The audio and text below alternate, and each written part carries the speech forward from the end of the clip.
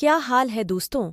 पालतू कुत्ते वाली कहानी का पार्ट 2 लेकर हाजिर हूँ। उम्मीद है आपको पार्ट 1 भी पसंद आया होगा। चलो तो शुरू करते हैं। ये मसला पहले से भी ज्यादा गंभीर हो सकता था। उस दिन जब मैं घर में आया तो मैंने अपनी बीवी से दो टोक अंदाज में बात करने का फैसला कर लिया था। वो अपने कमरे में थी। उसकी बातें करने की आवाज़ आ रही थी और उसकी प्यार भरी बातें और मोहब्बत भरी आवाज़ सुनकर मैं हैरान होकर रह गया। मैं सोचने लगा कि न जाने वो किसके साथ इस कदर मोहब्बत से बातें कर रही है। तो क्या सच में कोई ऐसा था जिसकी वजह से वो मुझे धोखा दे रही थी? इस सोच का आना ही था कि एक अश्तहाल की लहर मेरे पूरे वजूद में सरायत कर गई थी। मैंने एक झटके से कमरे का दरवाज़ा खोल लिया और सामने का मंजर देखकर हैरान रह गया था। मेरी बीवी कत्ते अपने पालतू कत्ते के साथ प्यार भरी बातें करने में मसरूफ थी। इसके साथ लाड कर रही थी। ये देखकर मेरी सांस में सांस आई, वरना एक लम्हे में मैंने क्या कुछ नहीं सोच लिया था।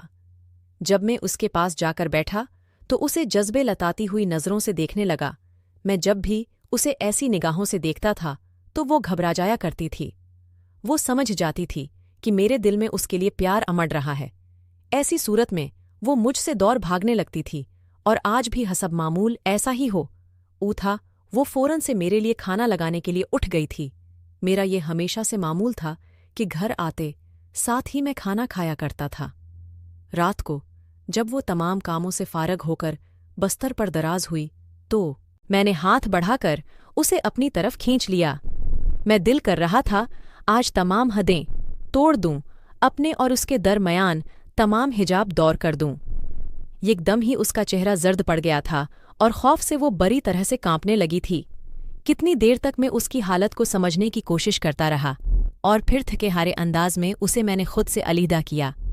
मेरे मचलते जज्बात एकदम ही सर्द पड़ गए थे और उसे कहने लगा कि तुम्हें आखिर मसला किया है, तुम मेरे क्यों के करीब क्यों नहीं आती। मेरा इतना कहना ये था कि वो फूट फूट कर रो पड़ी और कहने लगी कि मैं नहीं जानती कि मेरे साथ क्या मसला है। बस मुझे डर लगता है और मैं ये सब नहीं कर सकती जो आप मुझसे चाहते हैं। अब की बार मैं झंझलाए हुए अंदाज में कहने लगा कि तो तुमने शादी क्यों की थी? फिर अपने माँ बाप को ये बात पहले ही बता देती। मेरी बात सुनकर वो फिर से जोर जोर से रोने लगी। तब मुझे अपने अल्फाज की संगीनी का एहसास हो। अब भला उसे क्या मालूम था कि उसके साथ ये मसला भी हो सकता है। तभी मैंने उसे समझाया कि फिक्र मत करो, कल मैं तुम्हें किसी डॉक्टर के पास लेकर जाऊंगा और तुम बिल्कुल ठीक हो जाओगी। मेरी बात सुन कर वो मजीद गड़बड़ा गई और कहने लगी कि नहीं नहीं, मुझे डॉक्टर के पास नहीं जाता, मैं खुद ही ठीक हो जाऊंगी, मैं खुद को समझा लूंगी।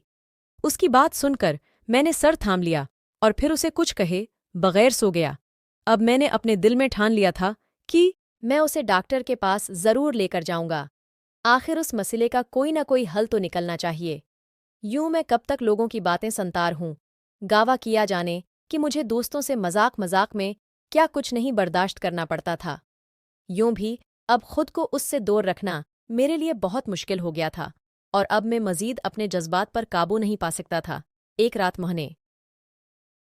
हाँ, तो मेरे दोस्तों, अगर आप मजीद उस कहानी को सुनना चाहते हो तो मेरे चैनल को सब्सक्राइब ज़रूर करें ताकि आपको मजीद कहानी सुनने को मिल सके।